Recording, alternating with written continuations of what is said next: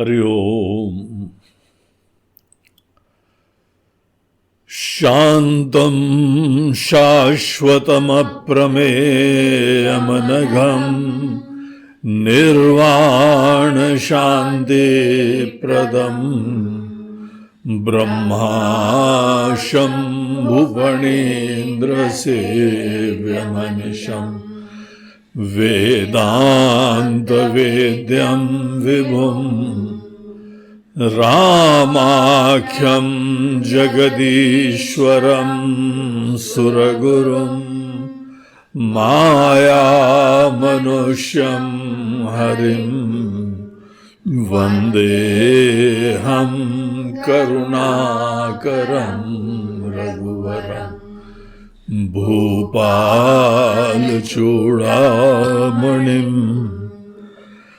नान्यास्पृहा रघुपते हृदये स्मदीये सत्यं वदामि च भवानखिलान्तरात्मा भक्तिं प्रयच्छ रघुपुङ्गवनिर्भरां मे कामादिदोषरहितं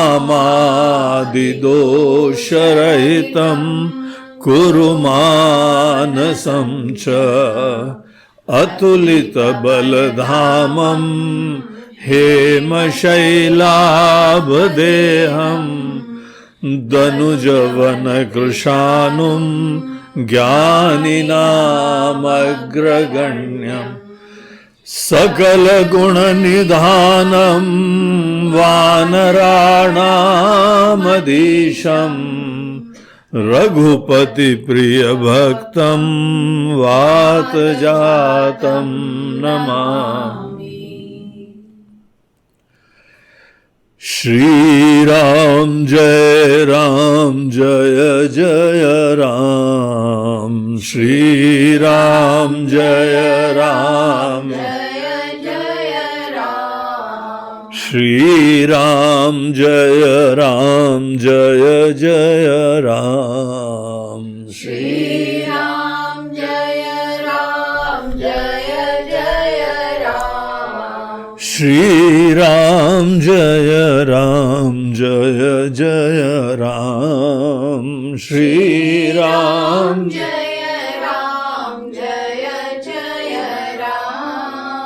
श्रीराम जय जय राम, श्रीराम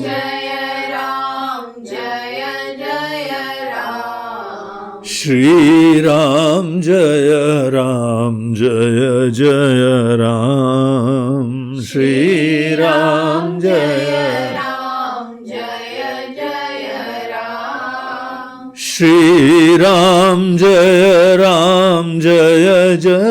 राम, श्रीराम जय श्रीराम जय जय राम, श्रीराम जय श्रीराम जय जय राम, श्रीराम जय श्रीराम जय जय राम, श्रीराम जय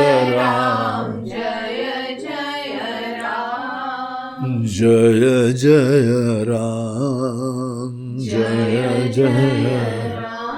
बोलो सियावर रामचंद्र की जय, पवन सुत हनुमान की जय, बोलो भाई सब संतन की जय। नमः पार्वती पतये हर हर महादेव। हरि ओम। पिछली बार हम लोग अपने प्रसंग में देख रहे थे सुंदरकांड के कि हनुमान जी ने उधम कर दिया। हनुमान जी उधम सिंह हो गए। ऐसी अशोक वाटिका उदाड़ी कि रावण तक सब हिल गए। एक वानर अशोक वाटिका में आया है। रावण को इतनी गुस्सा आ रही होगी कि नालायकों, तुम लोगों को खिला पिला के इतना मोटा ताजा कराया हुआ बंदर से हार रहे हो, शर्म नहीं आती तुमको, नाक कटा रहे हो हमारी। ये कैसा बंदर है? तो मेघनाद को भेजा। उसका प्रिय पुत्र, छोटा पुत्र था अक्षय कुमार। जब पैदा हुआ था तो उसका नाम रखा था अक्षय। तुम्हारा कोई क्षय नहीं कर सकता। था तो पुण्यात्मा, हनुमान जी के हाथों मारा गया। जो हनुमान जी के हाथों मारा जाए, रावण भी रास्ता देख रहा था, मरेंगे तो राम जी के हाथ से मरेंगे, ऐसे वैसे के हाथ से मत मरना, डॉक्टर के हाथ से मरो। मरना तो स्टाइल से, जाना तो है ही एक दिन, तैयार रखना। विल लिख दी कि नहीं लिख दी?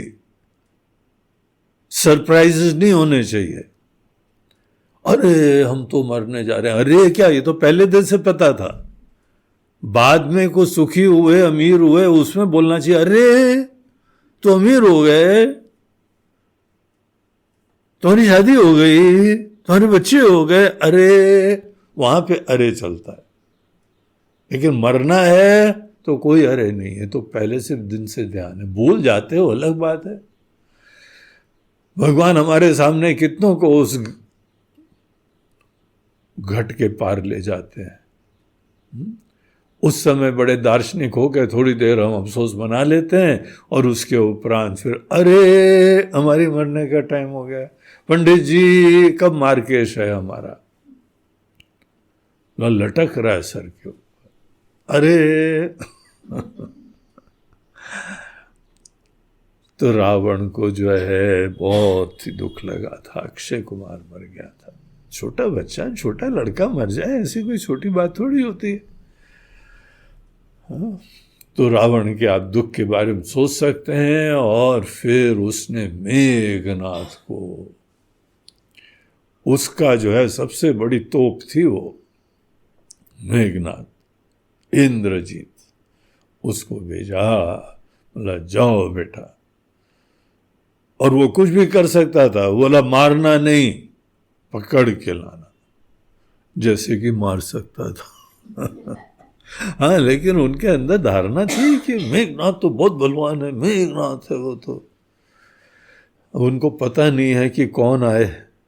अतुलित बलधामम हेम शैलावदेहम दनुज वन कृशानुम ज्ञानी नामक पधारे हैं लंका, अशोक वाटिका में आ चुके हैं। तो मेघनाथ भी गए। मेघनाथ जो है रथवत में बैठ के आए थे, एक घुमा के पेड़ लंबा वाला दिया तो नीचे गिरे जाके, और एक क्षण तो मूर्छित हो गए। उठे, एंट्री में ही ऐसा झटका लग गया, फिर उठा, रथ वो तोड़ ताड़ दिया उनका, बोला भाग न जाए। तो रथ को वहीं खत्म कर दिया। और उसके उपरांत मेघनाथ से ऐसे लड़े जाके, एक भयंकर हाथी जाके, और वो भी हाथी जैसा लग रहा था। थोड़ा हनुमान जी को मजा आया कि कुछ तो हमारे स्टैंडर्ड का आया है। ऐसे कैसे चुटर पुटर आ गया अक्षय कुमार राक्षस, उनको तो मसल के मारा था, चटनी बना के मारा था। अंतिम क्रिया के लिए कुछ शरीर ही नहीं बचा था उनका, ऐसी दुर्दशा हो गई थी। तो इनके साथ बढ़े और एक घूंसा मारा तो उसके भी तारे दिखाई पड़े उसको। थोड़ा दिन निकल चुका था, तारे दिख नहीं रहे थे, तो भी दिख गए उसको। थोड़ी देर मूर्छित हो गया वो, लेकिन उसने अपने आप को संभाला। जहां पे उसको जो है फिर से होश आया, उसने सोचा ये तो कोई चीज बड़ी है, मस्त मस्त, ये कोई खास ही चीज है भाई, ये ऐसे नहीं निपटेगा। अल्टीमेट वेपन, एटम बॉम्ब निकाला उसने, हनुमान जी को मारने के लिए ब्रह्मास्त्र धारण करा।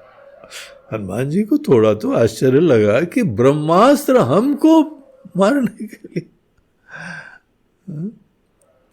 लेकिन कितनी मर्यादा वाले हनुमान जी। हनुमान जी ने जब पहचान लिया कि ब्रह्मास्त्र का संधान करा गया है, तो उस समय उन्होंने सोचा कि भाई एनीवे रावण से तो मिलना ही है जाके, और ब्रह्मास्त्र की भी इज्जत रखनी है। ब्रह्मा जी का अस्त्र है, बहुत डिवाइन जो है अस्त्र है, तो वो अस्त्र जो है वो हम अपने आप को मूर्छित करने देंगे। ब्रह्मास्त्र से मरने का चांस ही नहीं था। अभी तो आशीर्वाद मिला है ना, अजर अमर गुण निधि सुतो, अजर हो जाओ, अमर हो जाओ। जगदम्बा भवानी ने आशीर्वाद दे दिया, तो अब ब्रह्मा जी कहाँ लगते उसके सामने। ब्रह्मा जी का अस्त्र शस्त्र भी कहीं नहीं लगता है। तो हनुमान जी ने खुद सोचा, जो न ब्रह्म सर मानहूं, महिमा मिटई अपार। ब्रह्मास्त्र की बेइज्जती हो जाएगी, दुनिया में ब्रह्मास्त्र की महिमा कम हो जाएगी। तो हमको जो है ब्रह्मास्त्र की महिमा को ध्यान में रख के इस समय बंध जाना चाहिए। तो हनुमान जी जो है वो बंध जाते हैं और ब्रह्म बाण जो मारा, हनुमान जी गिरे। और देखो जिस जगह उन्होंने निशाना लगाया था, यहां ज्यादा भीड़ खड़ी हुई है राक्षसों की, उधर गिरे जाके उनके ऊपर जो धड़ाम से गिरे। तो ये क्या हो गया, हमारे ऊपर कौन सा पहाड़ गिर गया। हमने तो सोचा था ये मारेंगे तो पीछे गिरेगा, आगे गिरा, उस तो जरूर गया जहां भीड़ खड़ी हुई थी। राक्षसों की बहुत पलटन लाया था, सब खत्म। तो चलो ये हम लोग आगे पढ़ लेते हैं। पहले ये 19वें दोहे के आगे, ब्रह्म बाण कपि कहूं ते मारा, परिति हूँ बार कटकु संहारा, तेहि देखा कपि मूर्छित भयउ, नाग पास बांधे सिले गयउ, जासु नाम जपि सुनहु भवानी, भव बंधन काटहि नर ज्ञान, तासु दूत की बंध करो, प्रभु कारज लगी कपि बंधावा, कपि बंधन सुनि निशिचर धाये, कौतुक लागी सभा सब आए, 10 मुख सभा दीखी कपि जाई,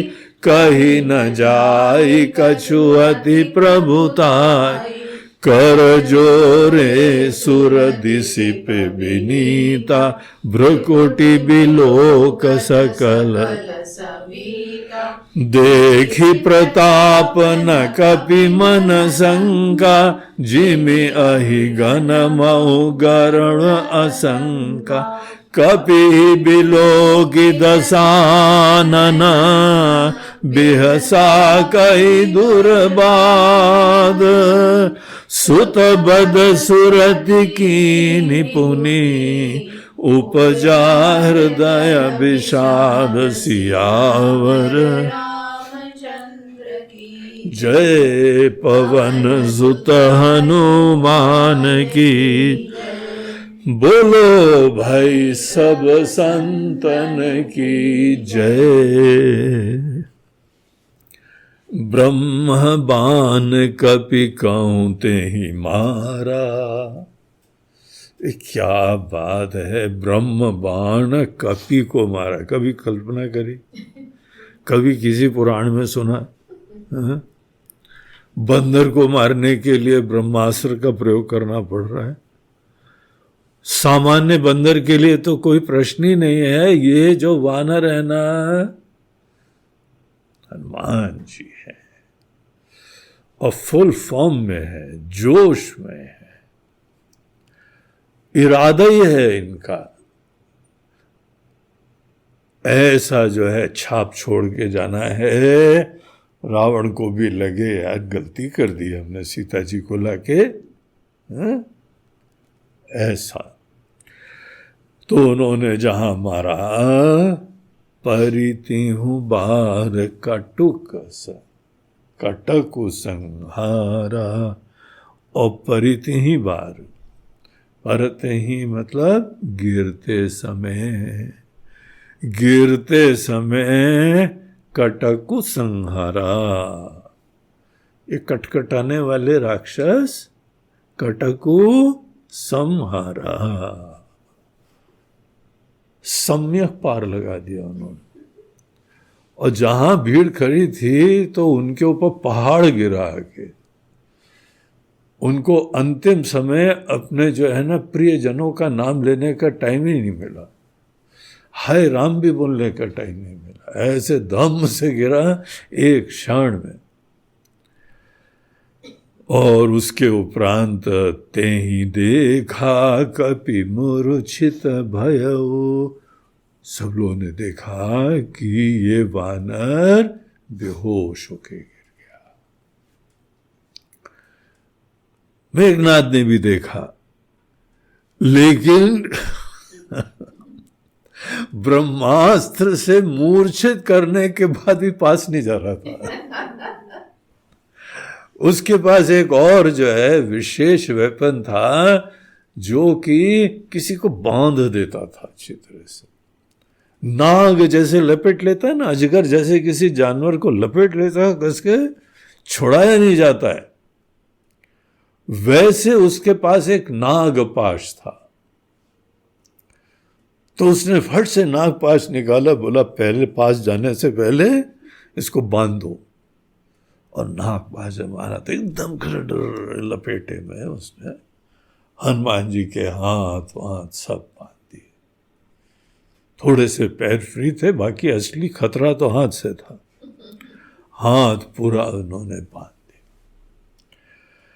और फिर जाके पास में गया, नब्ज टटोली, वो बोला जिंदा है, अभी तो मरा नहीं। ब्रह्मास्त्र मारा तो भी कुछ नहीं हुआ इसको। Very good decision, very good decision.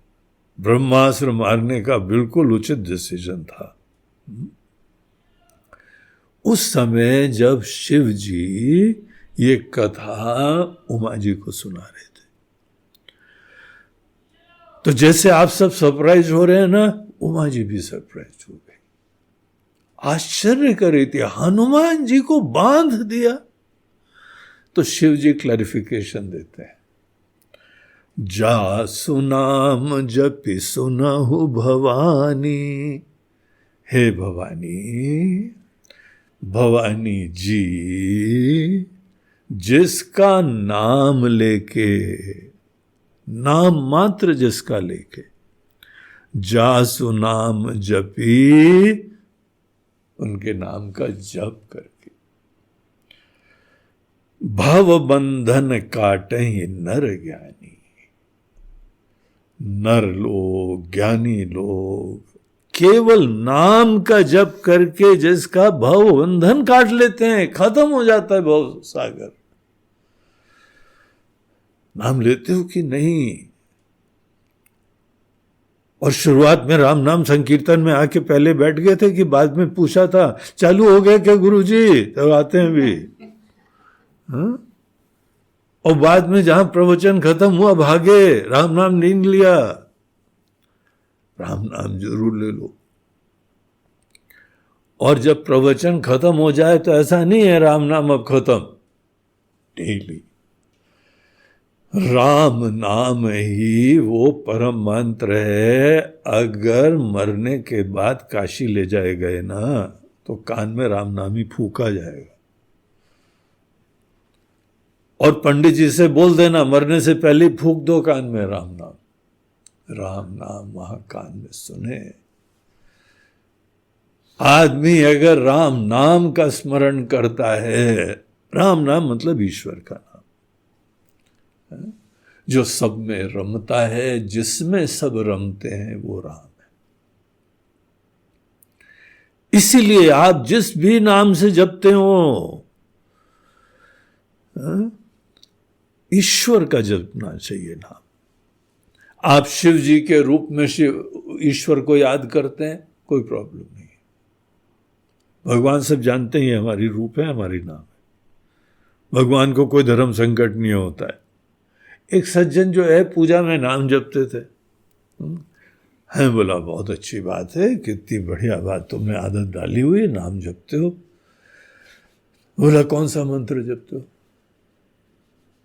तब उसको जो है मुसीबत है। बोला महाराज जी 11 नाम जपते हैं हम, 11 प्रकार के जपते हैं। अरे तुमको मंत्र नहीं दिया किसी गुरु जी ने?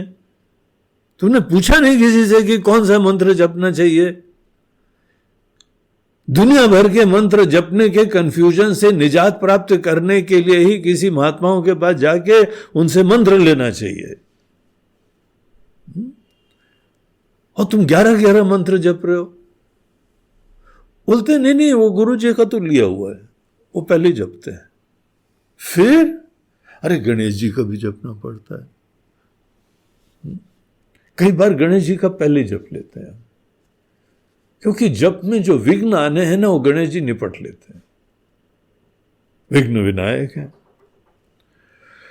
फिर उसके बाद काम धंधा करना है, लक्ष्मी जी का तो जप नहीं पड़ता है। महाराज जी आप तो जानते ही हैं। हमारा हम बिल्कुल जानते हैं। तुम तो लक्ष्मी उपासक ज्यादा हो, नारायण तो बाय द वे जपते हो।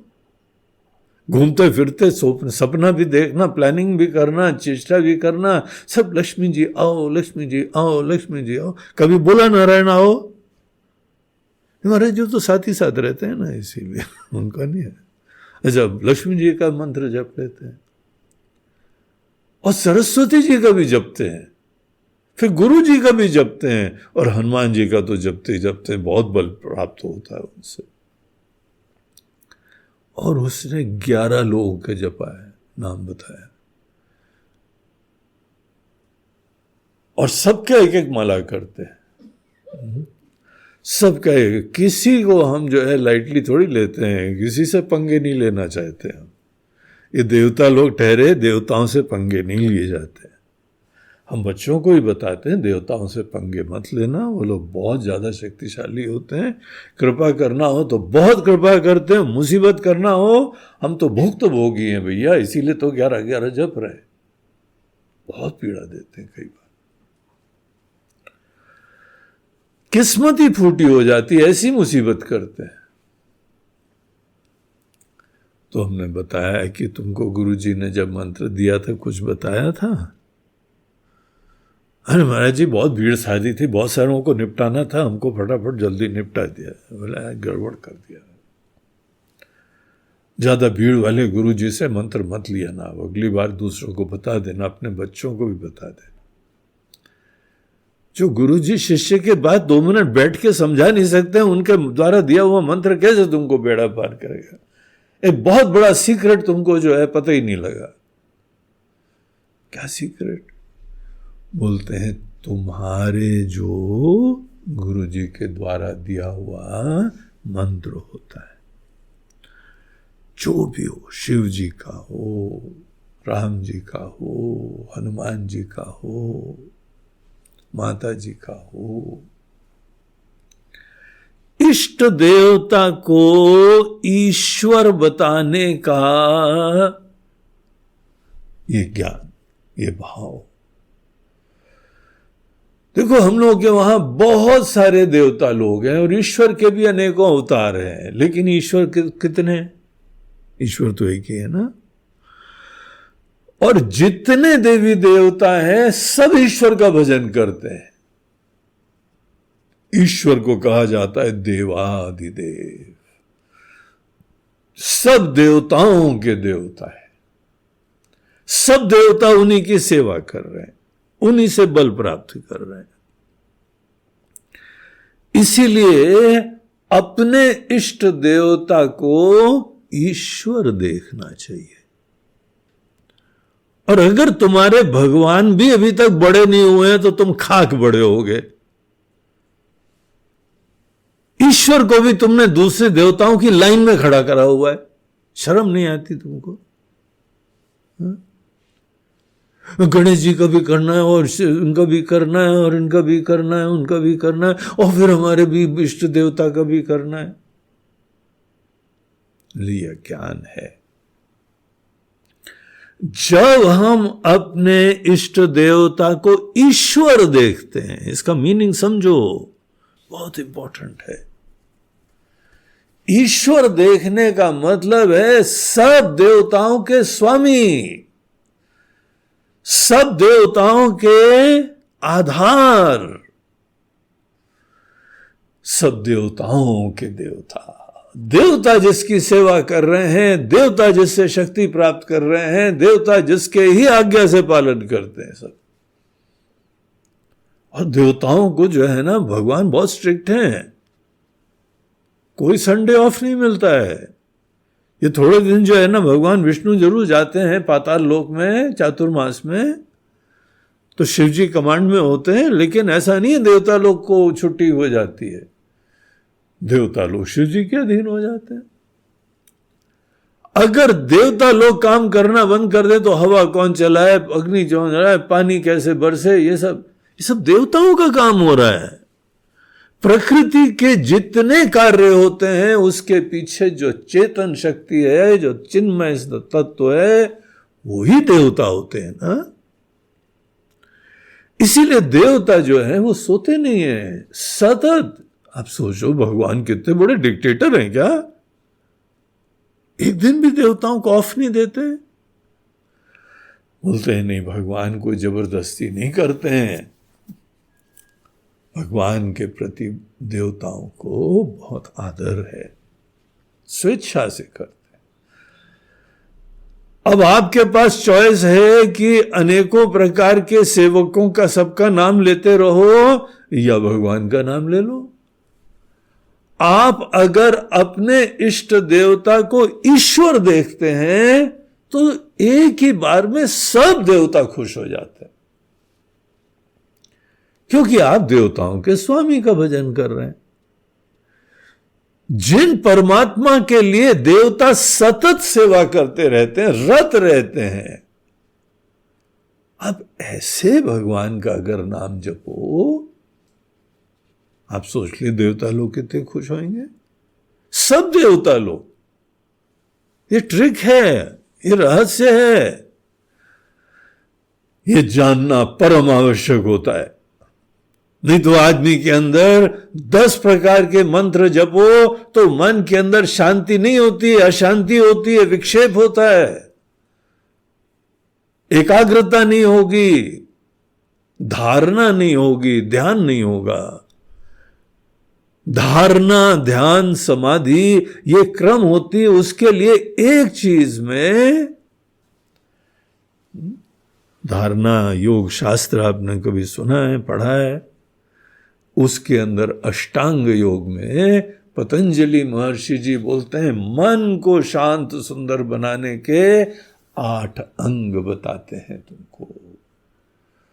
यम, नियम, अच्छी वैल्यूज रखो, कुछ बेसिक नियम रखो, आसन अच्छा करा करो, शरीर स्वस्थ होना चाहिए, प्राणायाम करा करो, और फिर उसके उपरांत प्रत्याहार, इंद्रियों पे निग्रह, और एक जगह अपना मन फोकस करना।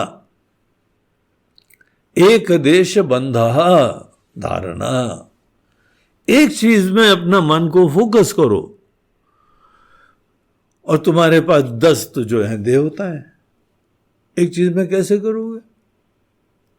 अगर एक चीज में मन ही नहीं लगाओगे तो तुम्हारा मन शांत कैसे होगा? केवल अज्ञान की वजह से ये तुम्हारे विक्षेप और अशांति होती है। फोकस ही नहीं कर पाते हो एक चीज में। दुनिया भर का व्यवहार निपटाना है, वो देवता के पास भी, ये देवता के पास। आजकल मंदिर भी ऐसे बनते हैं। प्राचीन मंदिर और आधुनिक मंदिर में आपको पता फर्क क्या है? प्राचीन मंदिर में जो शिव जी के ज्योतिर्लिंग है वहां शिव जी ही केवल बैठते हैं। भगवान विष्णु के जो मंदिर हैं वहां भगवान विष्णु ही प्रधान देवता होते हैं। आजकल के मंदिरों में सभी देवता को बैठा देते हैं। वो ट्रस्टी लोग जो चलाते हैं ना, उनको शास्त्रों का ज्ञान नहीं है और वो किसी से मार्गदर्शन भी नहीं लेते हैं। उनका तो पॉलिसी कमर्शियल होती है, या जितने प्रकार के देवता के भक्त है ना सबको यहां पे खींच लो, सब देवताओं को बैठा लो तो एक ही स्थान पे जो है ना सब देवता आ जाए। और जितनी दान दक्षिणा होती ना सब हमारी मंदिर में है। ये शास्त्रोक्त सिस्टम थोड़ी होता है। एक मंदिर में एक ही प्रधान देवता हो और उनको सब लोग ईश्वर देखें। ईश्वर बुद्धि होना अपने इष्ट देवता में, मंदिर के अंदर देवता में। बाकी सब छोटे छोटे आप किनारे रख सकते हैं कि उनकी सेवा में लगे हुए। ये शास्त्र का सिद्धांत है। अगर हम अपने भगवान का नाम इस तरीके से आदर से देख रहे हैं और जप रहे हैं तो उनके अंतर्गत सब देवता आ जाते हैं। अपने ही भगवान को ईश्वर देख के थोड़ी देर जपना, जप की बहुत महिमा होती है। गीता के अंदर अनेकानेक विभूति बताते हुए भगवान कृष्ण बोलते हैं, यज्ञानाम जप यज्ञोस्मि। यज्ञ करना मन को निर्मल करने का एक साधन होता है। यज्ञ भाव का समावेश जो नहीं करता है उसका मन कभी भी साफ नहीं होगा, गंदा रहेगा मन, अशांत, विकारी, क्लेश से युक्त। उन सब का निदान है कि यज्ञ भाव का समावेश करो। क्या होता है यज्ञ भाव? यज्ञ भाव होता है आपके सामने एक देवता है, उनको क्या पसंद है उनकी खुशी के लिए करना। अपनी इच्छाएं, अपनी आवश्यकताएं, अपने प्रॉब्लम थोड़ी देर तो किनारे करो। तुम्हारे परम आदरणीय, परम वंदनीय भगवान तुम्हारे सामने है। अगर भगवान के सामने खड़े होके भी दुनिया भर की तुम्हारी चिंताएं नहीं खत्म हुई तो मत अपने आप को भगवान का भक्त बोलो। न दूसरों को बताओ, न अपनी नजरों में भक्त हो। सब विकार, सब चिंताएं किनारे करके उनकी खुशी के लिए काम करना। तत्सुख सुखित्वम, उनके सुख में सुखी होने की वृत्ति थोड़ी देर के लिए कम से कम रखो। उतनी देर यज्ञ भाव का समावेश हो जाता है। और जप में यज्ञ भाव का समावेश करा जाता है भगवान की प्रसन्नता के लिए। अब भगवान प्रसन्न है तो आपको सभी मिल जाएगा, विश्वास करो ना। क्यों इतने ज्यादा बर्डन, चिंता रखते हो? बनाए उन्होंने तुमको, चलाई वो रहे। तो जो आपके सर्वे सर्वा है उन भगवान को थोड़ी देर जो है वो बगैर कामना के विचार करो, उनकी खुशी के लिए काम करो। ऐसे जो है एक नाम लेके उनमें ईश्वर भाव उत्पन्न करके अपनी कोई स्वार्थ चिंता किनारे करके कोई नहीं आने दो। ये समय हमारे भगवान का है। ऐसे सबके लिए समय देना चाहिए। ये समय बच्चों के लिए है, ये समय पति के लिए है, पत्नी के लिए है, माता पिता के लिए है, ये मित्रों के लिए है। और सच्चे रहो उस समय, पूरा समय दो। अब ये समय भगवान के लिए है, तभी तो जाके पूरा दिलो जान से भगवान का भजन होगा। भगवान के नाम के जप की बहुत महिमा होती है। और ये बात शिव जी उमा जी को बता रहे हैं। जासु नाम जपि सुनहु भवानी, हे भवानी जी, पत्नी को जी के आदर्श से बुलाया करो। हे भवानी जी, जिसका नाम जप के भव बंधन काटहि नर ज्ञानी। ये ज्ञानी लोगों का रहस्य है। हम तुमको ज्ञानियों की बात बता रहे हैं। ऐसे रमते रहते हैं प्यार से, बगैर कोई अपेक्षा के, कुछ मांगते नहीं तो भी जपते रहते। अरे वही असली प्यार होता है। तुम जब जब कहीं मांगने लगो तो तुम तो मतलबी प्रेमी हो। दुकानदार आपसे कितना प्रेम दिखाता है, आइए आइए, पधारिए पधारिए पधारिए, चाय लो चाय लो चाय लो। वो भी चाय लो, 2 चाय लो। अब एक जगह हम दुकान में गए, उसने बोला 2 चाय लो। चाय आई नहीं, बहुत देर हो गई। तो फिर उसको पता लगा कि ये तो बहुत बड़ा कुछ खरीदने वाले हैं। तो फिर वो बोला 2 चाय लो 2 चाय लो। तो फिर हमने जरा ध्यान से देखा, हमने बोला कि ये आदमी 2 चाय लाओ में मुद्रा बदल देता है। एक में बोलता है 2 चाय लाओ और एक में बोलता 2 चाय लाओ। तो वहां पास में कोई था, बोले ये 2 मुद्राओं का क्या रहस्य है?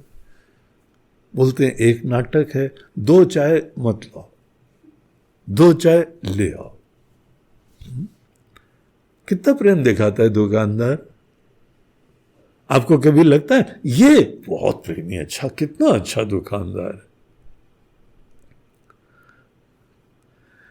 ऊपर से प्रेम दिखाता है, कितने दिन आपको पता लगता है कि ये हमसे बड़ा प्रेमी है कि नहीं है? पता लग गया कोई खरीदने वाला नहीं है, तो दान लेने आया है। तो बोला बिल्कुल ऊपर से मीठा बोलना ये दुकानदारों से सीखो, और बड़े टेक्निक से टरका देना ये भी उनसे सीखो। कोई मतलबी आदमी हो तो आपको कभी लगता है कि वो प्रेमी है आपसे? जब आपको नहीं लगता है तो भगवान को कैसे लगता होगा भाई? सदैव मांगते रहते हो तो भगवान जानते आ गए मतलबी, आओ मिस्टर मतलबी, मिसेस मतलबी, मिस्टर मतलबी।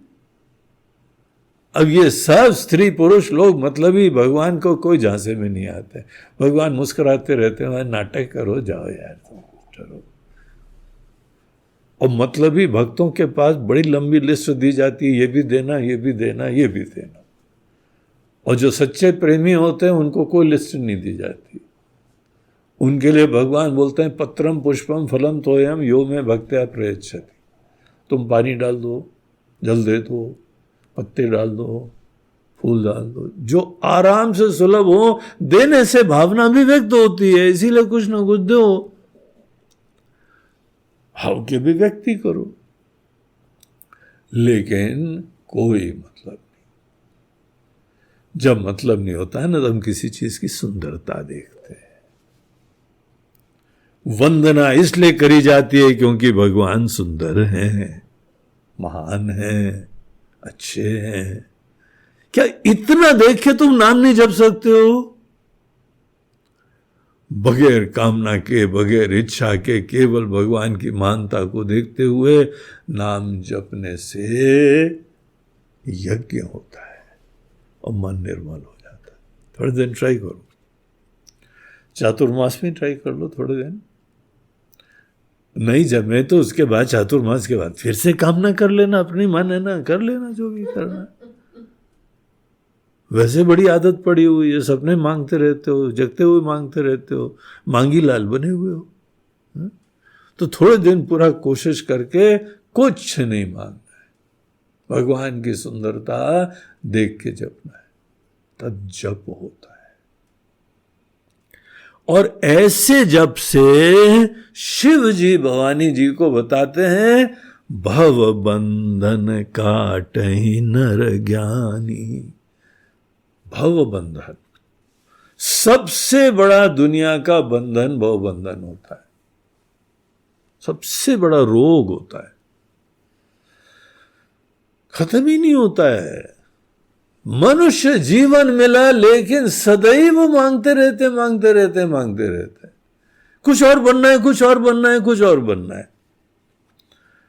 शुरुआत में कोई आपके चरण छुए, आशीर्वाद मांगे तो आशीर्वाद देना चाहिए, केवल मूर्ति की तरह मत खड़े रहना, सासों की तरह। नहीं को सास के पैर वैर छुओ तो मूर्ति बहुत बैठी रहती है, तो वो करना ही था,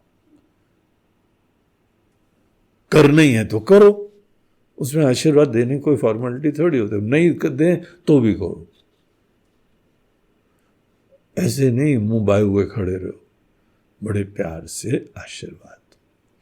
सुखी भव, विजयी भव,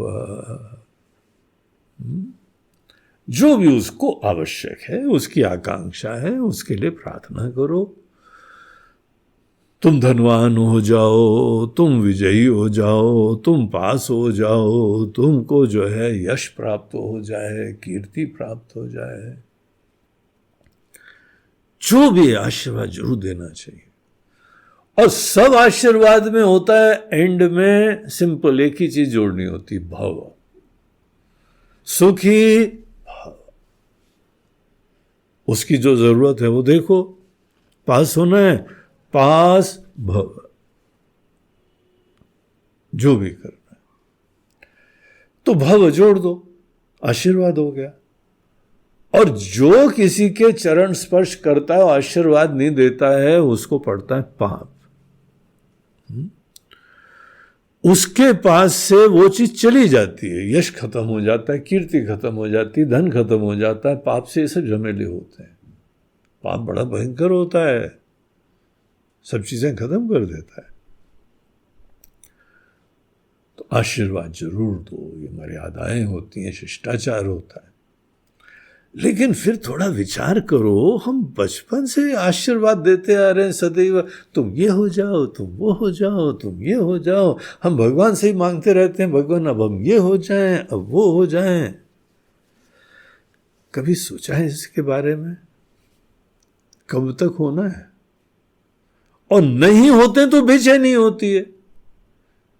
जो सपना रखा है वो नहीं हुए तो अभाव लगता है, असुरक्षा लगती है, कमी लगती जीवन में, अपूर्णता रहती है। भाव जो है वो इस जीवन में बनने की कोशिश करा करता है, जिसने निर्णय कर लिया है, जानबूझ के या अनजाने में। अनजाने में तो निर्णय हुआ है कि हम कमी है, हमारे अंदर कमी है, जो है ठीक नहीं है। महाराज जी मंदिर में तो आ गए, लेकिन आप असलियत जानते नहीं अंदर में हम क्या क्या है। बड़ा कचरा भरा हुआ। कई बार अपने नाम को मांगी लाल बोलना उचित समझते हैं, कई बार कचरूमल नाम देने को अच्छा करते हैं। कचरूमल, बहुत सारा कचरा भरा हुआ है हमारे अंदर। तो इतना कचरा हमारे अंदर भरा हुआ है, इसको साफ करने का तरीका जप होता है। सतत बनना, सतत बनना, सतत बनना, ये रोग है। ज्ञानी लोग भगवान से प्रार्थना करते हैं, भगवान भव बंधन काटहि नर ज्ञानी, ये भव बंधन खत्म करिए प्लीज। कैसे दूर करें हम? कोई ऐसा कीड़ा घुस गया हमारे अंदर। सतत बनना, सतत बनना, सतत बनने में मतलब यह है कि जो है उसमें संतुष्टि नहीं। संतोष हमारे आसपास नहीं है। यद्यपि कुछ लोगों का नाम है संतोष, संतोष बुलाते हैं, बड़ी असंतुष्टि से बुलाते हैं। हमारे अंदर असंतुष्टि भरी पड़ी हुई है। जो सतत कुछ बनना चाहता है, स्पष्ट है कि आज जैसी भी उसकी वस्तु स्थिति है वो पूर्ण कृतार्थ नहीं है ना रोग? अगर किसी के दिमाग में आर्ट ऑफ असंतुष्टि आ जाए। तुम्हारे पास ये कला है, हर जगह संतुष्ट रह सकते हो, जय हो जय हो जय हो। कहीं पर भी चले जाओ, पहले गलती ढूंढते हैं। ऐसा कर रहा है, ये गलत है, वो वैसा कर रहा है, इसमें ये गलत है। और हमको, अरे हमारे अंदर तो बड़ी कमियां हैं। ये रोग है, भाव बंधन इसको बोलते हैं। Constantly the process of becoming something, becoming something, becoming something. Not being. अपने अस्तित्व में धन्य नहीं होते हैं कभी। अगर अपने अस्तित्व में धन्य होना चाहते हैं और सतत बनने की प्रक्रिया खत्म करना चाहते हैं, तो भगवान से प्रार्थना में जोड़ो, भगवान आज सुंदर कांड में एक नया झमेले का पता लगा, तो हमारे वो भी अंदर है, भव बंधन है।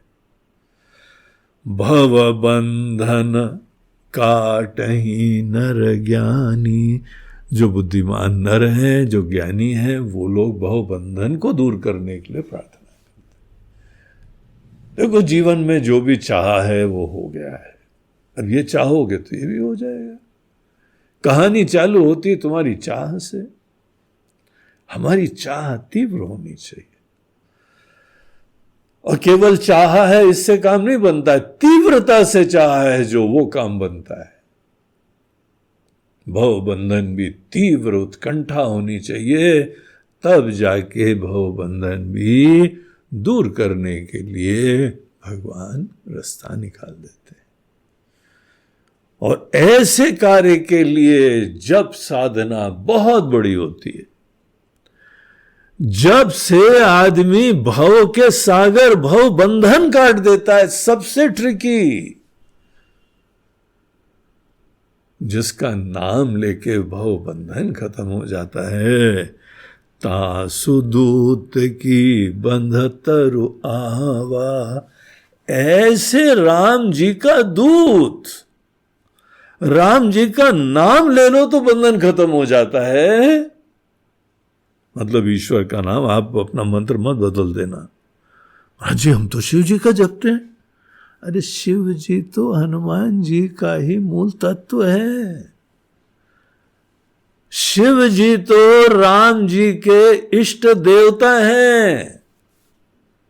उनको बदलने की कोई जरूरत नहीं। उनको बस, आज बहुत बढ़िया ज्ञान मिला है, अपने भगवान को एक ईश्वर देखा, बस वही राम जी हैं, वही शिव जी हैं, वही कृष्ण हैं। जिनका नाम लेने मात्र से भवबंधन टूट जाता है, खत्म हो जाता है, उनका दूत कहीं बंधन में आ सकता है क्या? चांस ही नहीं है। रस्सी की गठान खुल जाएगी। तो उन्होंने स्वेच्छा से रावण से मिलने का इरादा रखा था, बंधवा लिया। कोई बंधने वाले नहीं है। प्रभु कारज लगी कपि बंधावा। ईश्वर के कार्य के लिए, भगवान की सेवा के लिए कपि बंधावा। खुद ही बोल रहे, ठीक से बांधो, ठीक से बांधो। यहां ढीला है जरा, यहां टाइट करो। कभी ही बंधावा, उन्होंने खुद बंधवा लिया अपने आप को आराम से। तो उनके पास, हनुमान जी के पास, बंधन का प्रश्न ही नहीं होता है कुछ। लेकिन जब हनुमान जी ने बंधवा लिया, अब उनके क्या सोच है, उनकी क्या प्रक्रिया है, उनका क्या दिमाग में है, वो हनुमान जी जानते हैं। लेकिन बाहर के दृष्टिकोण से फैल गई खबर, अरे वो पकड़ा गया, पकड़ा गया, पकड़ा। कपि बंधन सुनी निशिचर धाये। दौड़ के आए। जैसे कभी आपने देखा है, एक बार जंगल में एक तेंदुआ, वहां कुआं सा था, उसमें गिर गया। तो सब लोग जो है वो अड़ोस पड़ोस के गांव वाले उस समय कुएं के ऊपर दीवार के पास खड़े हुए देख रहे थे। और जब कुएं को फॉरेस्ट वालों ने निकालना चालू करा तो सब भाग खड़े हुए। कोई पेड़ पे चढ़ गया, उसको उनको ये नहीं पता पेड़ पे तेंदुआ चढ़ जाता है उससे, उनके पेड़ पे चढ़ गए, कहीं कुछ चढ़ गए, कोई घर पे चढ़ गए, कोई दूर भाग गए। और फिर किसी ने बोला तेंदुआ पकड़ा गया, तेंदुआ, दौड़ के आए सब लोग, फिर से आके वो देखने लगे। यहां तो भयंकर हनुमान जी ऐसे विकराल रूप में इतनों को बेड़ा पार कर दिया, मेघनाथ को मूर्छित कर दिया। वो पकड़ा गया पकड़ा गया पकड़ा गया, खबर चारों तरफ फैल गई। कौतुक लागी सभा सब आए। बंधन की बात सुन के, उनके पकड़े जाने की बात सुन के, वो मजा लेने के लिए, तमाशा देखने के लिए सब एकदम हनुमान जी के पास आ गए। और फिर जो है वो पूरी यात्रा निकली। अशोक वाटिका से यात्रा का शुभारंभ हुआ और रावण के महल तक। चारों तरफ ऐसे समय र्यूमर्स इतनी तेजी से फैलती हैं, गजब की उनके अंदर जो है ना ये फैलाने की शक्ति होती है। इतना फास्ट कम्युनिकेशन आज तक इंटरनेट का 4G 5G का भी नहीं होता है, जितनी स्पीड से कहीं पे जो र्यूमर्स फैलती हैं। तो सब चारों तरफ शहर में भी चला गया, एक वानर आया था पकड़ा गया, एक वानर आया था पकड़ा गया, और रावण के सभा में ले जा रहे हैं। रोड के साइड में खड़े हुए थे सब, कुछ हो हल्ला करते हुए साथ में चल रहे थे। हनुमान जी नोट कर रहे थे, हाँ तुम ज्यादा शोर मचा रहे हो ना, नोटेड। तुम्हारा भी जो है वो हमने नाम और रूप सेव कर लिया है। सबको सेव करके सबको हम प्रसाद देंगे, उचित प्रसाद देंगे। तो आराम से वो गए और रावण की सभा में पहुंचे। हनुमान जी भी आश्चर्यचकित हो गए। 10 मुख सभा दीखी कपि जाई। 10 मुख दशानन रावण की सभा देखी जब उन्होंने, कही न जाई कछु अति प्रभुताई। कह नहीं सकते, शब्द नहीं है, उसके ऐश्वर्य, उसके अनेकों प्रकार के ग्लोरीज, क्या सभा बनाई थी उसने। अद्भुत श्रृंगार, डेकोरेशन। हनुमान जी जैसे भी आश्चर्यचकित हो गए। उन्होंने उसको देखा और वहाँ बाकी सब इंफ्रास्ट्रक्चर क्या था, लाइटिंग कैसी थी, कारपेट कैसा था, शैंडिलियर्स कैसे थे, और पीछे जो है बैकड्रॉप कैसा था, सब जो है उनके झंवर जो अगर वो हिलाने डुलाने वाले और अनेकों सिपाही और ड्रेस कोड, सब चीज़ें और मंत्रियों के बैठने की जगह, अमेजिंग, क्लास का। और वहां पे उन्होंने देखा कि हाथ जोड़े हुए देवता और दिक्पाल कर जोरे सुर दिसिप विनीता। देवता लोग जिनके अनेकों, सब देवता नहीं, बड़े बड़े वहां पे कोई ब्रह्मा विष्णु महेश नहीं थे, लेकिन बहुत सारे देवता होते हैं ना प्रकृति के स्वामी।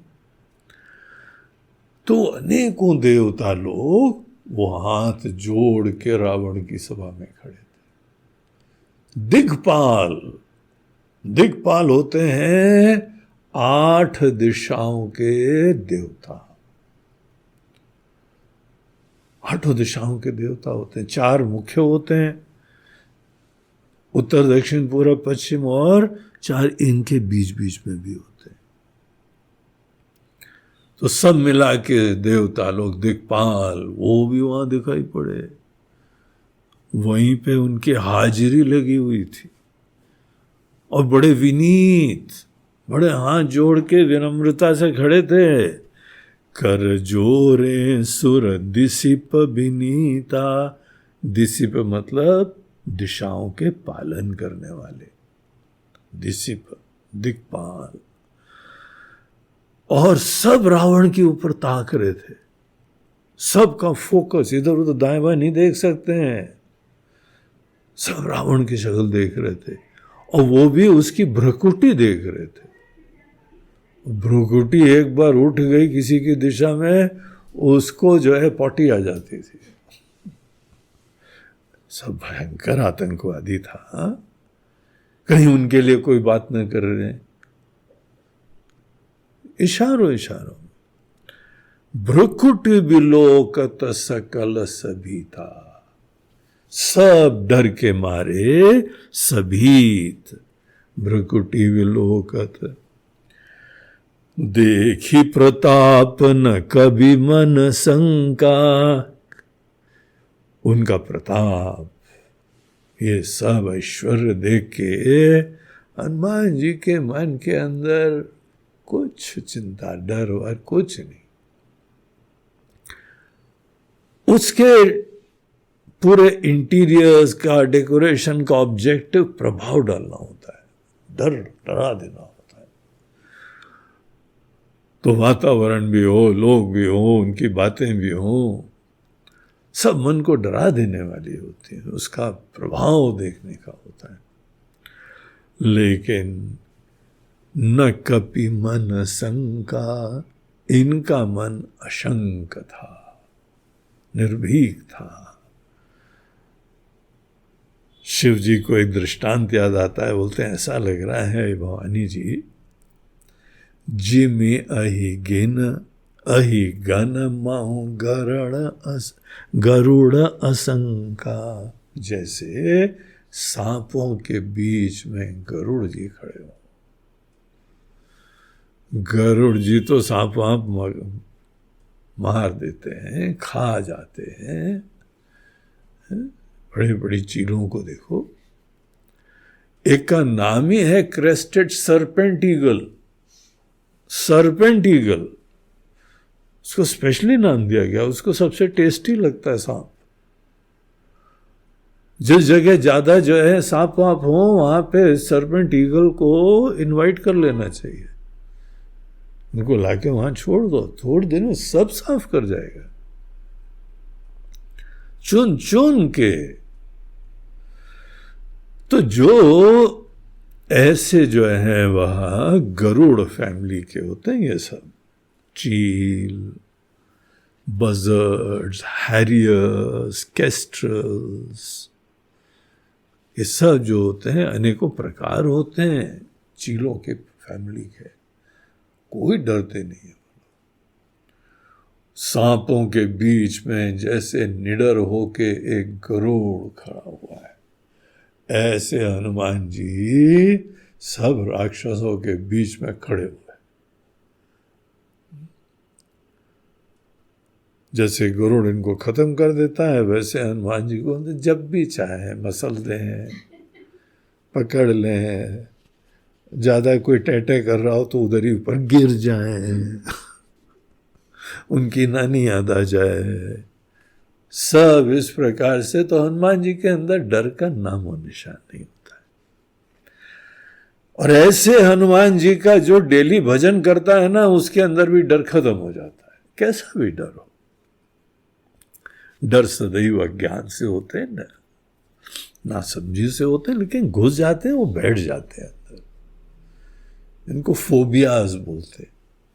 तो अनेकों चीजों की फोबिया हो जाती, डर हो जाता है। हनुमान जी जैसे चरित्र का बार बार स्मरण करने से आपके सब फोबिया खत्म हो जाएंगे। फोबिया को भी हनुमान जी से डर लगता है तो भाग जाता है। डर को भी डर लगता है। जिसको डर से भी डर लगे वही स्मरण योग्य है।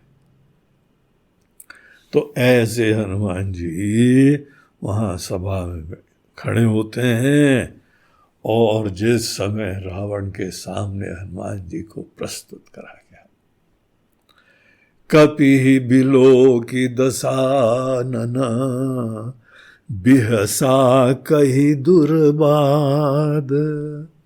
बड़ी कस के हंसा, ये ना इसको ये कुछ उल्टी सीधी बात है कही, दुर्वचन कहे, उपहास करने की भावना से। तो एक क्षण तो जो है हंसा, फिर याद आया इसी ने अक्षय को मारा है, बड़ा अफसोस हुआ उसको। मन के अंदर सडनली बहुत ही जो है विषाद व्याप्त हो गया, शोक व्याप्त हो गया, भयंकर जो है गुस्सा आई उसको। सुत बद सुरति की निपुनी उपजा हृदय विषाद।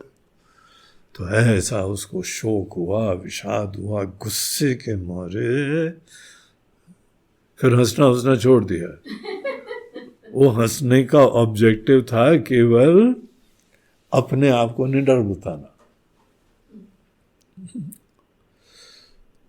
और उनको जो है उल्टे सीधे वचन कहते हुए अपमानित करना। यही है, यही माना था क्या? ये तो फिद्दी भर है, ये तो ऐसे छोटा सा है, इसको तो हम पकौड़ा बना के खा सकते हैं, इसको ये कर देंगे वो कर देंगे। और रावण लोग जैसे भी राक्षस लोग सोचते होंगे, और उसके वजह से सब राक्षसों को कॉन्फिडेंस होता है। रावण अगर डर गया तो सब मर गए। रावण निडर रहेगा और निशंक रहेगा और इनका उपहास करेगा तो वो सबके लिए यद यदाचरति श्रेष्ठ, श्रेष्ठ जैसा आचरण करता बाकी सब करेंगे, सब इनका उपहास करेंगे। और फिर रावण ने हनुमान जी से पूछा,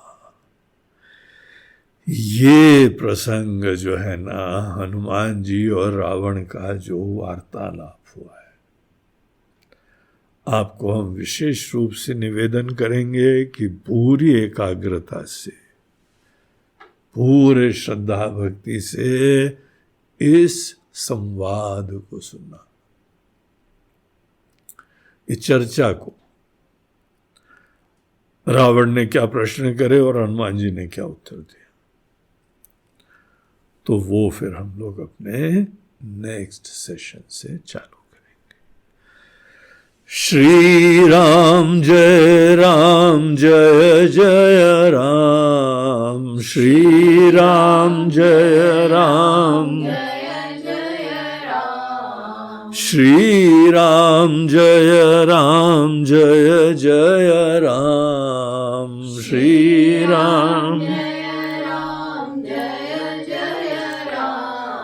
श्री राम जय जय राम, श्री राम जय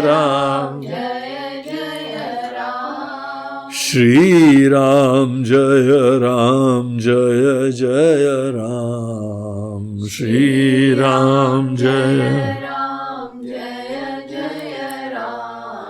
श्री राम जय जय राम, श्री राम जय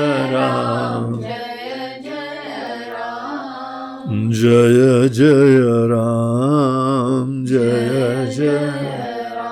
बोलो सियावर रामचंद्र की जय, पवन सुत हनुमान की जय, बोलो भाई सब संतन की जय। नमः पार्वती पते, हर हर महादेव, नर्मदे हर, बोलो गंगा मैया की जय। आज का हम लोगों का ये प्रवचन प्रायोजित करा गया है बंबई के एक सज्जन मनोहर लाल रोहरा जी। मनोहर लाल रोहरा जी ने अपनी स्वर्गीय माता जी लक्ष्मीबाई रोहरा जी की स्मृति में उनका स्मरण करते हुए, उनके प्रति श्रद्धांजलि अर्पित करते हुए आज जो है ये कार्यक्रम के लिए सेवा दी है। तो मनोहर लाल रोहरा जी को बहुत बहुत आशीर्वाद। आपने ये जो सेवा का संकल्प करा है, सेवा दी है, उसके लिए हम आपको, आपके परिवार को और आपकी दिवंगत माता जी के लिए प्रार्थना करते हैं, शुभकामनाएं देते हैं। आप सब सुखी रहें। आपकी माता जी बहुत आदरणीय थी, निश्चित रूप से आदरणीय थी, इसीलिए आप उनका स्मरण करके ये सेवा दे रहे हैं।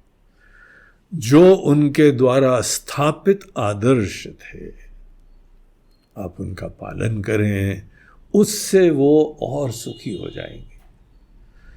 पितृलोक जब अपनी संतानों को यहाँ पे सतपथ के ऊपर चलते हुए देखते हैं तो वो उनके लिए सबसे बड़ी प्रसन्नता होती। ऐसी धार्मिक कार्यों के लिए सेवा भी देते रहना चाहिए, लेकिन साथ साथ इतने से काम नहीं बनता है। इसके साथ साथ आपको उनके ही आदर्शों पे, जो उन्होंने आपके बारे में चाहा है, आपका नाम रखा था मनोहर,